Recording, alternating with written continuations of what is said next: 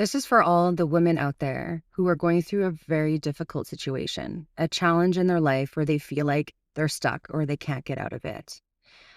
I like to gently offer a perspective. So think of a time where you were faced with a really difficult situation. And in that moment, you felt like, how am I going to survive this? How am I going to get out of this? And in the moment, it felt bleak. It felt like impossible. Now take that feeling, okay, and that situation, and fast forward 3 to 5 years later. Now, how were you in that time? Did you look back at that situation and said, wow, I really conquered through that? Or I can't believe I'm on the other side of it? Or you wondered why you were so stressed out in the first place because everything worked out in the end. And usually for the better, even though in that moment it felt so heavy, it felt impossible, that you actually rised above and you carried lessons from it. You feel now empowered. And the thing is, when we are faced with challenges, failures, whatever it is, whether you feel like you failed in your marriage or you feel like being fired from a job or a health situation, typically we don't, in the moment, we're so close to that issue that we don't see the full picture until we fast forward a couple months, sometimes weeks, but years later. And then we say, holy dynamite, like here are all the life lessons that I have gained from that. I have become a different version of myself because I have become more resilient. So if you find yourself in a situation where you're like, I don't know how I'm going to get out of this, or this is just how life is and I just have to surrender to it, know this. In 2 years, maybe weeks or months, but in fast forward, you will be a better version of yourself, a stronger, more resilient. Now, that doesn't mean that we just sit back and don't do anything about it. It means that you are going to find solutions. And the best thing to do in situations, instead of surrendering or just accepting it, look for ways to plan these worst case scenarios. So if you're in a situation and you're like, okay, here's all the outcomes that can happen from this. Now, pick the outcome that obviously you prefer and ask yourself, what do I need to do to arrive to the outcome that I desire? And by doing this is that you're then going to see all the obstacles, the things that are going to come up, on what you need to do to be prepared for that. And the beautiful part about this is that it activates what's called the RAS, the reticular activating system. So when you focus only on the negative, the situation that you're in, opposed to focusing on what it could be, the outcome that you desire, then you start to see opportunities and the things that you want. You see that? You see the difference there? So look at your outcome right now.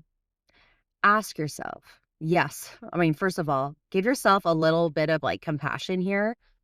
This sucks. And of course it does, but it doesn't define you. It doesn't mean that you are a failure. It doesn't mean that you suck at X, Y, and Z. It doesn't mean that you're a horrible mom or horrible wife. It just is. And that is okay. Now, we also need to take accountability, because part of the reasons why we're in this situation, majority of the time, is that we've made these small commitments to ourselves that led us to this moment.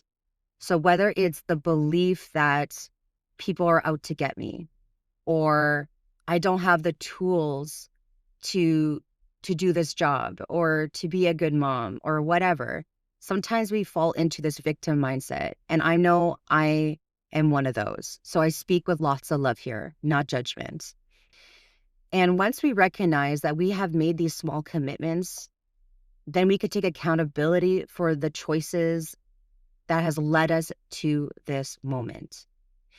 And then from there, you plan all the worst case scenarios of what can come up from this current challenge and outcome, and how are you going to handle them when they arise. And this is where the power of visualization comes in. And it's not about sitting there manifesting and meditating, but picture yourself in those difficult situations and how would you react? And be very vivid here. They say X, Y, and Z. My response is X, Y, and Z. Or I remove myself from the situation.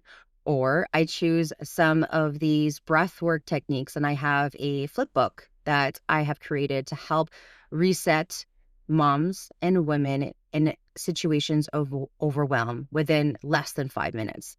And you can find that information down below. Use the tools that you visualize when you arrive to those difficult situations. And this will give you your desired outcome to get out of them. And then before you know it, you will show up with more clarity, more peace, and you will feel empowered that you are showing up differently comparing to past situations where you felt stuck, overwhelmed, anxious, and not knowing where to turn to or what to do. Because here's the thing, you have all the tools you need innately, but sometimes we don't see it. We don't see it because anxiety and overwhelm, depression, all those things tone down our deeper intuitive self. And when we take these pockets of time to reset ourselves, but also plan these difficult situations or potential outcomes, then we know what to do next. We know how to pivot, and therefore we'll have different results. And this is another thing too that I say is that our behaviors are just an extension of ourselves. So how we show up in this world is deeply attached to our beliefs of who we are. But the beautiful part is that behaviors can be detached. They are not who we are. So once we alter the belief, whether you believe that you're unworthy or that you are a very anxious person, so you can't accomplish X, Y, and Z, or you feel like you are a bad person or a bad mom, these are all commitments that you are making to yourself that are not true. So if you can switch and pivot the commitments, which is along with your beliefs, it will change your attitudes. It will change your behavior. So if you say, I am unworthy, say, I am worthy. I am deserving of this because fill in the blank. I am a bad mom. No, I am a good mom. The fact that I worry that I am a bad mom means that I care and I'm going to continuously try to show up differently. You can do this. You have everything you need to rise to your version of greatness. Greatness is not a hustle. Greatness is not trying to top up someone else. It is your version of greatness. Whether that means to have more clarity, more peace, more connection with your family, your friends, and within yourself. Or it means that you can show up in an industry where typically hustle is the key thing for success. It doesn't have to be that way. You make your own rules. You create your playbook. It's just missing a couple key components to help you get there. So I hope that this has inspired you to look at these challenges and these difficult situations and the outcomes that you are currently in, that you have the power to shift that and change that. Thank you for listening, and thank you for taking the time for you to make a mindset shift. Not everyone takes the time to listen to these personal development messages. So the fact that you are doing that shows that you are on the path of transformation. So pat yourself on the back. You are incredible.